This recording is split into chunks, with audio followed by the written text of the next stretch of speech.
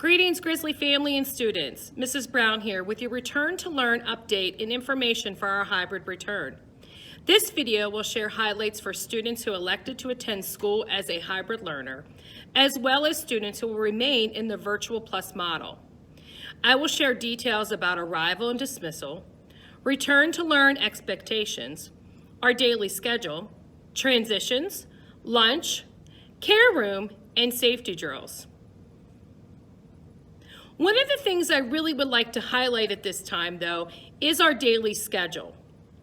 We will be opening our doors at 8:15 for our car riders along with our bus riders until 8:30. The instructional day begins at 8:30 for our hybrid and our virtual learners. The day will conclude at 1:30. That is correct. The day will conclude at 1:30 for all students in our hybrid model here at the school, along with our virtual model. Another change is that students will be attending school every single day. That's correct. Wednesdays will be a regular school day from 8:15 until 1:30 for virtual and for hybrid students. So please make note of that. So stay tuned now as we look at some of our videos to be ensuring that we are safe when we return. Have a great day. We will begin with arrival and dismissal.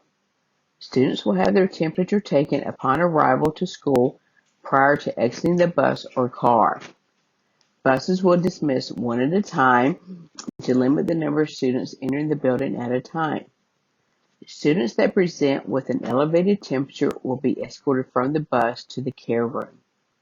When students enter the building, they will go directly to their classroom. Once students arrive in the class and get seated, their breakfast will be given to them. Breakfast will be eaten in the classroom prior to the class beginning. Trash cans in the hallway will be provided so removal of food trash can be immediate and will not be left in the classroom until the end of the day. At dismissal, students will be dismissed by bus number. Car numbers will also be dismissed in groups. This will be done to control the number of students exiting the building at the same time from each area of the building. It is imperative that students report directly to their bus or car to limit contact, grouping, and provide an efficient dismissal for time constraints with transportation. Students must keep their mask on while transitioning to and riding the bus. All students must wear masks at all times, regardless of distance, and remain in their assigned seats in class or on the bus, unless asked to or given permission to move by the adult in the room or on the bus. Masks must be worn in a manner to cover the mouth and nose of the students. There are no exceptions to this requirement. If a student should have a condition that prohibits them from wearing a mask and you have selected hybrid learning, please reach out to your school's administrators to reconsider the virtual option. Students that do not adhere to this expectation will be offered multiple opportunities to correct it. Please remember, this exception considers the health and safety for all. Students are expected to practice and maintain social distancing, which is a minimum of a 6-foot distance, between others when moving through the halls for arrival and dismissal at school, and also while using the hallway restrooms. Now, let's take a look at the schedule. This schedule will apply to all students, virtual and hybrid. Classes will begin at the normal time, 8:30 in the morning, and end at a new dismissal time, 1:30 in the afternoon, Monday through Friday. Students may be asked to come back at some point for small group reading, intervention, remediation, and/or enrichment between 1:30 and 3:30. It is important, if asked to return, that students log back on for this instruction. Teachers will continue to reserve the right to turn on the public chat during certain times of the lesson in order to manage student responses effectively. This will limit the number of off-topic chat action by students. We are also asking that students unmute their mic to ask and answer questions if they are in the virtual setting. Please understand that mics are not expected to be unmuted for the duration of the class.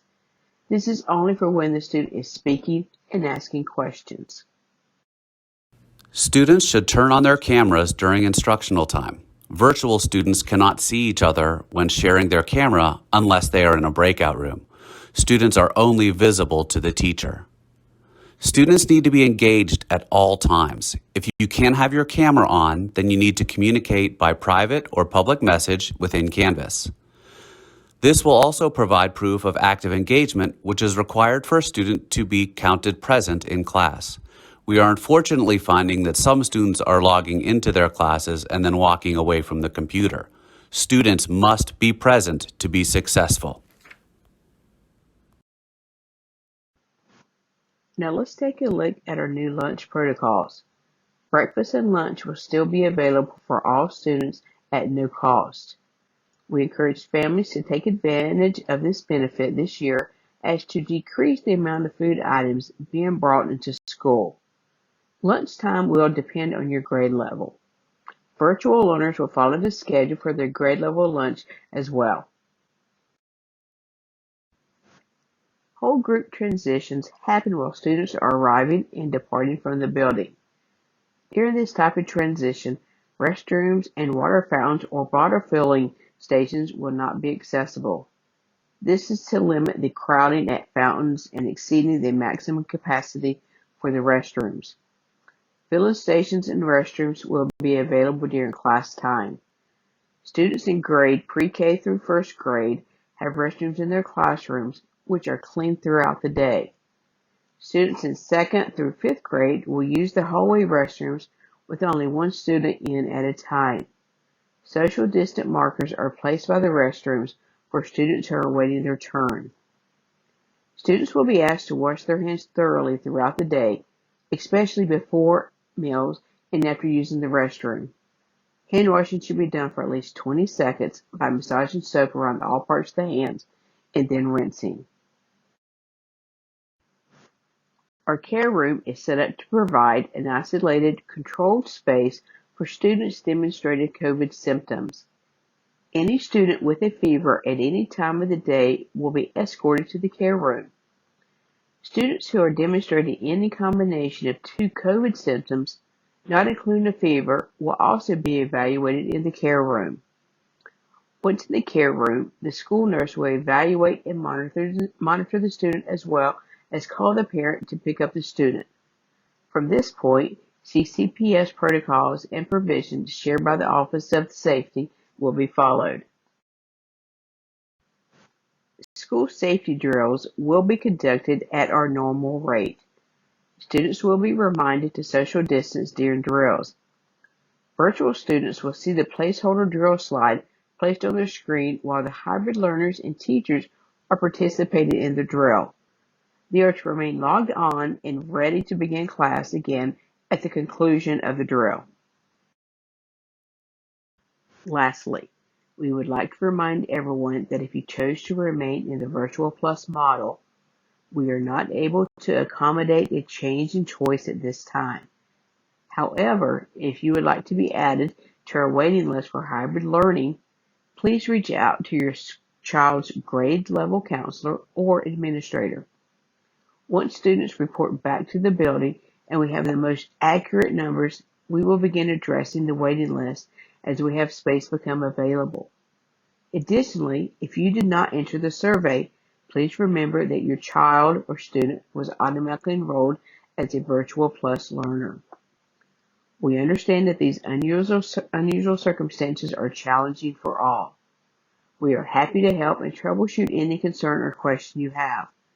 Reach out to us directly in an effort to ensure accurate details and solutions to your concerns. Our number is 448-0175.